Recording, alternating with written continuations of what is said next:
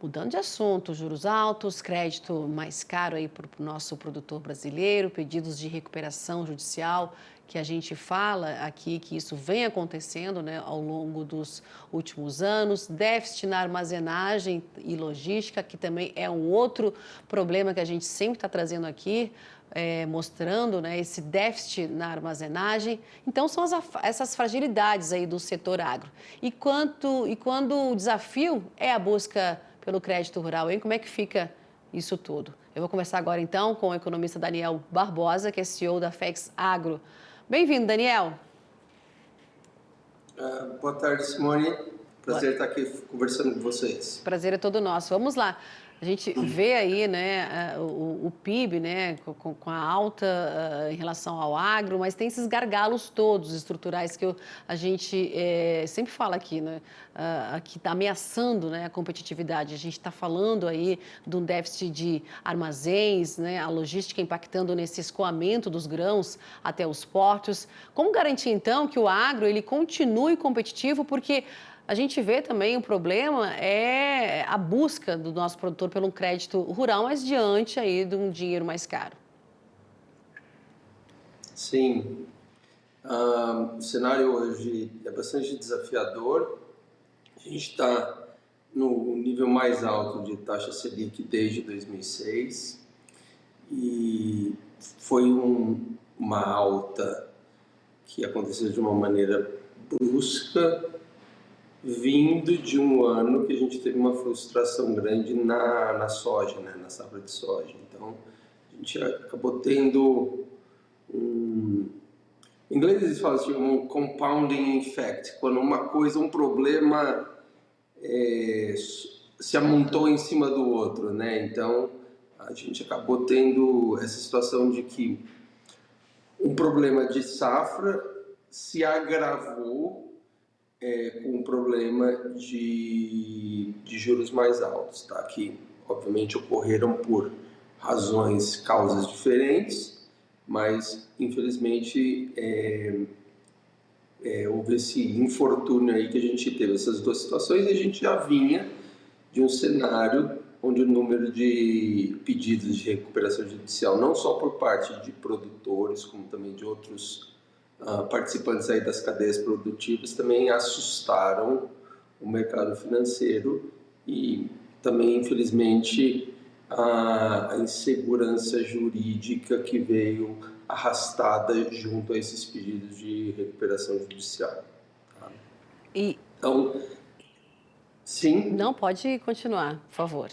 tá.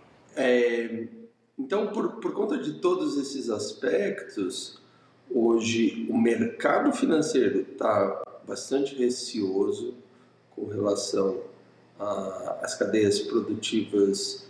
A gente atua mais nas cadeias de soja e milho, né? Mas a gente ouve falar, várias cadeias produtivas estão passando por essa dificuldade, uma dificuldade estrutural, porque a Selic ela é definida pelo Banco Central, o CDI, que é o indexador das operações financeiras, ele é atrelado à Selic, né? Então, por conta disso, o dinheiro realmente está mais caro.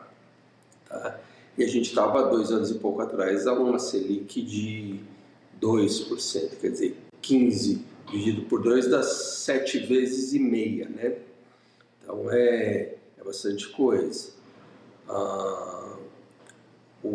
Somado a isso, a gente vem aí, como você bem mencionou, de um cenário em que a gente tem problemas, gargalos estruturais que não foram adequadamente resolvidos, né? Por exemplo, hoje no Mato Grosso a gente tem uma superprodução de milho, temos milho no relento, né? Por falta de capacidade de armazenagem. Falta também, a gente não tem também uma política de carrego de estoque para o produtor fazer um carrego de estoque, é algo muito caro.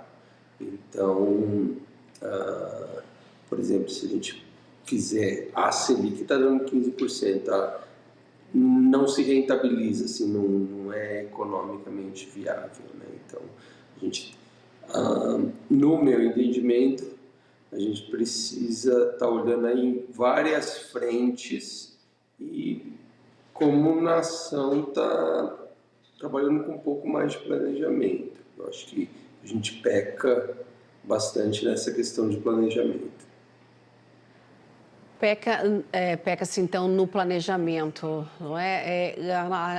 Como é que, eu queria saber como é que você observa essa próxima safra que está chegando aí, a próxima safra 25, 26, analistas já falando aqui que o produtor ele vai estar um pouco mais cauteloso aí na hora dessa expansão de área de grãos, né, por conta dos custos de produção.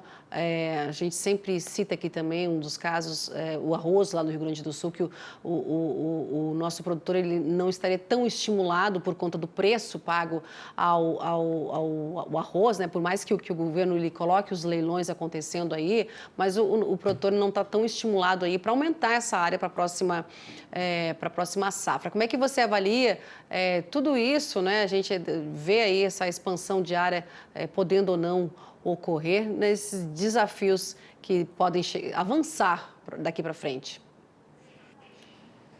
Sim, o brasileiro é um povo bastante otimista, né?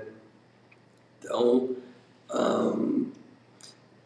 o agricultor, a meu ver, é mais otimista que a média. Então, dentro de um cenário desse, o não crescimento, a não expansão é uma indicação muito forte de que o produtor está tendo dificuldade em fechar as contas e, como eu disse antes, também o próprio mercado financeiro está assustado. Tá? Então, se a gente trabalhar com estritamente Selic, seria CDI, né, é 15%, mas normalmente existe um spread financeiro aí em cima. Então, 15 mais, vamos lá, mais 4, 5%, a gente está falando de algo na casa de 17% a 20% ao ano, só de custo financeiro. Os preços estão um pouco melhores, mas assim, a conta ainda não está fechando. Então, eu pessoalmente creio que se de fato houver uma redução nessa expansão aí, que é algo que a gente vem vivendo ao longo de vários anos, a gente pode ter uma perspectiva de uma melhora de preço que pode vir a rentabilizar um pouco melhor. Mas, assim, e eu estou no segmento de fornecimento de insumos para a lavoura, então é do meu interesse que se plante mais, que se produza mais. Mas é muito mais do meu interesse que o produtor seja remunerado adequadamente pelo trabalho que ele tem, pelos riscos que ele está correndo. E hoje, essa remuneração ela não está tão adequada. Tá? E aí, no meu entendimento,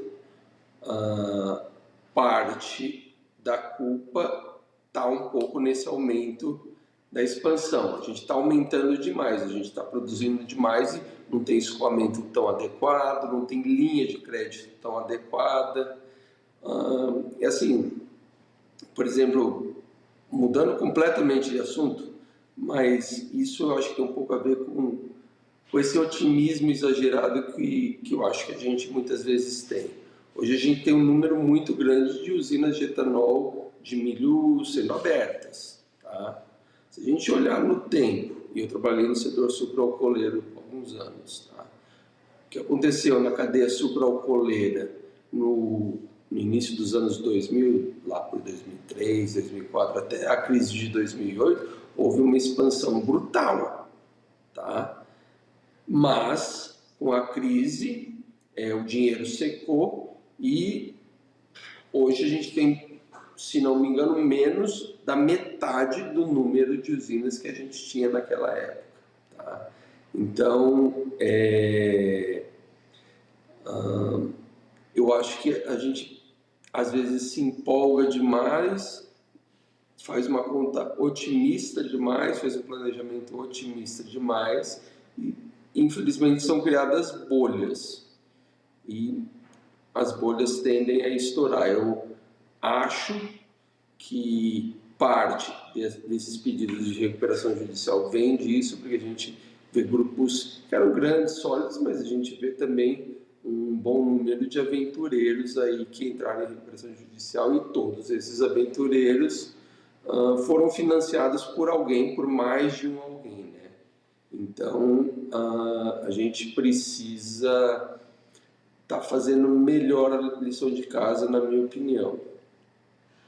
Daniel, incertezas aí não apenas no nosso cenário, no cenário doméstico aqui do país, mas também a gente está observando, né, a geopolítica global também tendo seus entraves. A gente está vendo aí a pressão cada vez mais forte aí dos Estados Unidos, né, com o tarifaço de Donald Trump, ou seja, o cenário doméstico também impactando em tudo isso que você está colocando aí, né? A gente está falando nessa expansão, a gente está falando que pode afetar em relação a linhas mais adequadas, a gente está falando também que pode respingar também no escoamento, mas como é que chega na tua análise aí quando a gente coloca mais esse incremento aí em relação à geopolítica? A situação americana, eu acho assim, podemos não entender, com certeza não estamos gostando muito da estratégia que o presidente norte-americano está adotando. Para o segmento de soja, principalmente, está sendo até positivo, mas isso não quer dizer que as negociações entre China e Estados Unidos estejam encerradas. Até onde eu tenho ouvido, China tem trabalhado para desenhar um acordo que seja favorável aos seus interesses junto ao governo americano.